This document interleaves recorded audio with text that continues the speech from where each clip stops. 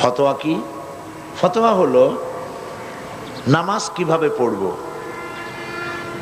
সন্তানের আকিকা কিভাবে দেব, সন্তানের নামটা কিভাবে রাখব, রোজা কেমনে রাখব, কি কি কারণে রোজা ভঙ্গ হয়, কি কি কারণে গোসল ওয়াজিব হয়, ফরজ হয়, বিবাহ কিভাবে করব, দেনমোহর কিভাবে আদায় করব, যদি তালাকের প্রয়োজন হয় তাহলে তার সেই কাজ কিভাবে সম্পাদন করব ইত্যাদি। জীবন পরিচালনার জন্য যা কিছু প্রয়োজন এই সব কথাবার্তা জানার জন্য জনগণ বিশেষজ্ঞদের কাছে যাবে। সত্যিকারের যারা আলেম, যারা কোরআন পড়েছেন, হাদিস পড়েছেন, মুমতাজুল মুহাদ্দিসিন, মুমতাজুল ফুকাহা, মুমতাজুল মুফাসসিরিন এরকমের ডিগ্রি অর্জন করেছেন, মুফতি যারা, এই জাতীয় ওলামাদের কাছে যেতে হবে। তো এই সব সমস্যার কথা তাদেরকে বললে ওনারা কোরআন হাদিসের দৃষ্টিতে ওই সমস্যার যেসব সমাধান দিবেন, সিদ্ধান্ত বলবেন, এই সিদ্ধান্তটার আরবি নাম হচ্ছে ফতোয়া। বিষয়টা বুঝে আসছে কিনা?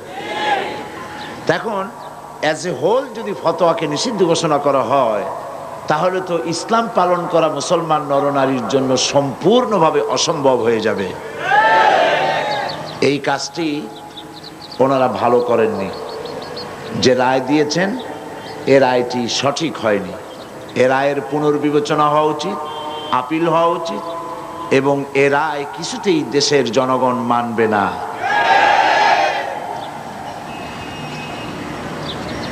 কোরআন শরীফে আল্লাহ পাক বলেছেন, ফাসআল আহলা যিকর ইন কুনতুম লা তা'লামুন, তোমরা যে বিষয় জানো না সে বিষয় যারা জানে তাদের কাছ থেকে জেনে নাও।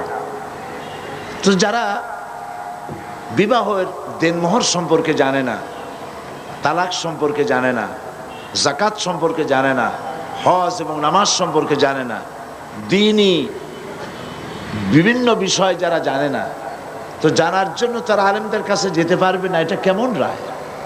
আর আলেমরা এই জানার, তারা যা জানতে চায় সেই জানাটার ব্যাপারে মতামত প্রকাশ করতে পারবে না।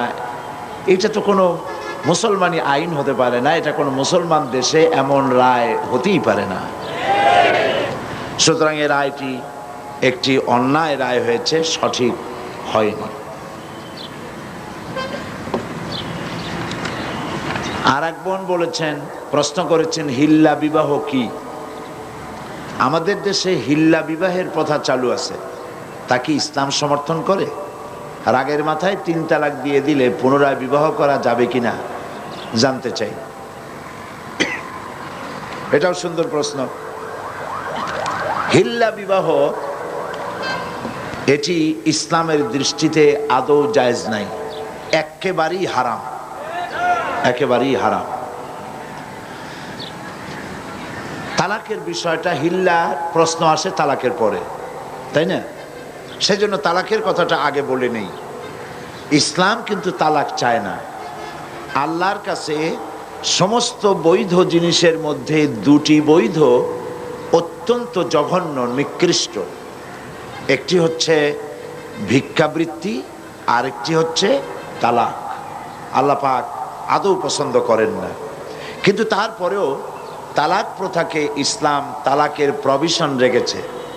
কারণ হতেই পারে এমন যে স্ত্রী শরীয়তের বিধান মানছে না, চরিত্রহীনা হয়ে পড়েছে।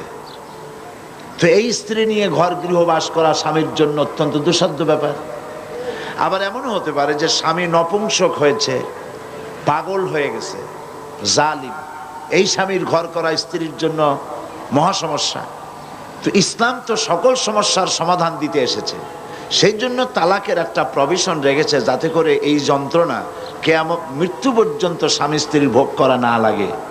কিন্তু এই তালাকটা কখনোই রাগের মাথায়, পানে চুন কম হয়েছে কেন, বেগুন ভর্তায় লবণ বেশি হলো কেন, গোশতের মধ্যে তেল বেশি হলো কেন, ভাত এত নরম হয়েছে কেন, এই সব হাবিজাবি কথাবার্তা দিয়ে কথায় কথায় স্ত্রীকে তালাক দেওয়া যাবে না। তালাক হচ্ছে, দেখা গেল যে স্ত্রী দুশ্চরিত্রা, চরিত্রহীনা, অথবা শরীয়তের বিধান মানে না, তাকে চেষ্টা করা হবে, স্বামী স্ত্রীর মনোমালিন্য হয়েছে, চেষ্টা করা হবে মনোমালিন্যকে দূর করে স্বামী স্ত্রীর ভালো সম্পর্কে স্থাপনের জন্য চেষ্টা করা হবে। সেজন্য কোরআন শরীফ বলেছে যে এই চেষ্টার জন্য উভয় পক্ষের মুরব্বীদেরকে ডেকে সালিশ করো। সালিশে যদি না হলো তাহলে প্রথমত চেষ্টা করো স্বামী স্ত্রী নিজেরা দুইজনে, তাতে যদি না হয় তাহলে সালিশ ডাকো।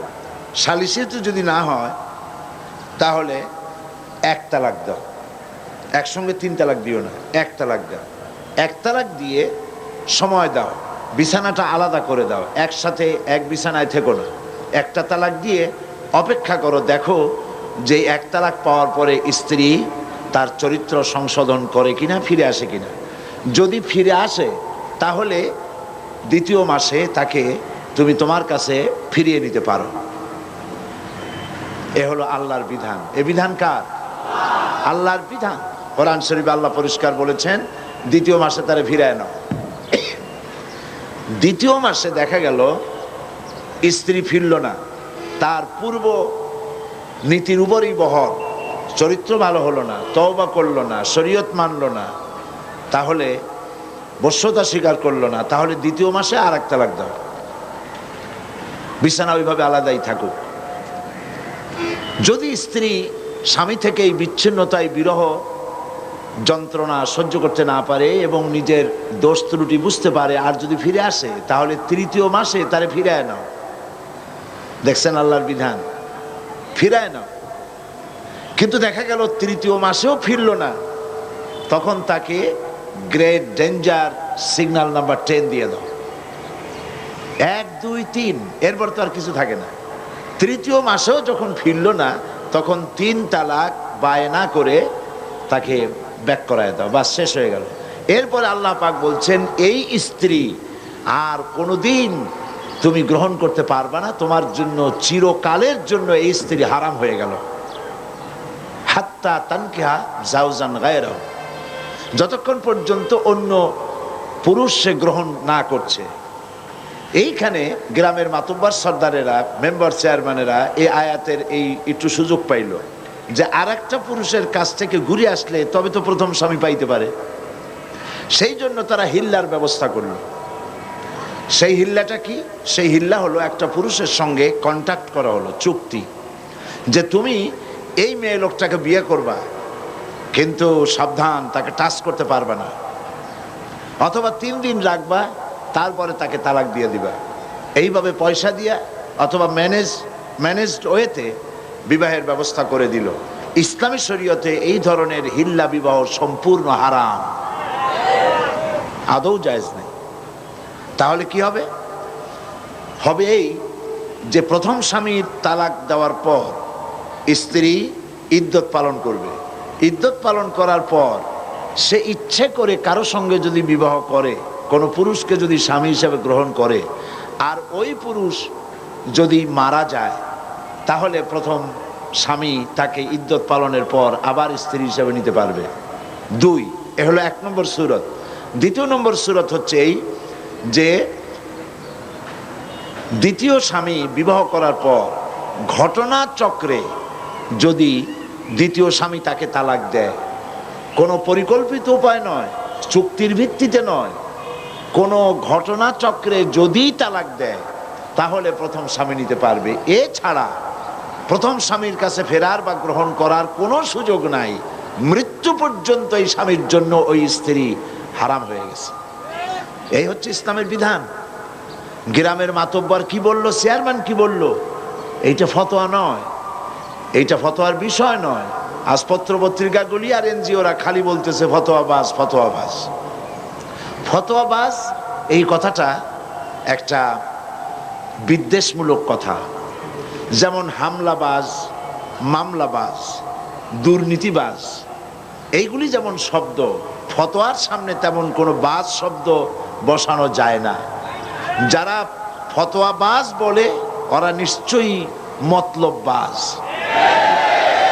এটা মতলব করে দুর্বিসন্ধি করে ফতোয়ার মতো এত বড় গুরুত্বপূর্ণ বিষয়কে নিন্দনীয় করার জন্য এই ব্যবস্থা তারা গ্রহণ করেছে। সুতরাং এই বোনের এই প্রশ্নের জবাবে আমি বলছি, হিল্লা বিবাহ ইসলামী বিধান অনুযায়ী কোরআন হাদিসের দৃষ্টিতে সম্পূর্ণ সুস্পষ্টভাবে হারাম, তো জায়েজ নেই।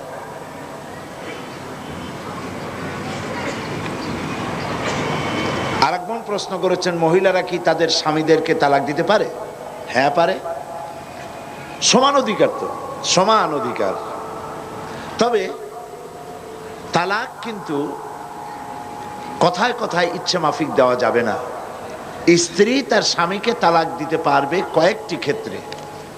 এক, যদি প্রমাণিত হয় যে তার স্বামী নপুংসক, এটা অভিযোগ করলে হবে না, এটা ডাক্তার কর্তৃক প্রমাণিত হতে হবে যে স্বামী নপুংসক, তাহলে এই স্বামীকে বাদ দিয়ে স্ত্রী ইচ্ছে মতো কোনো পুরুষকে গ্রহণ করতে পারে।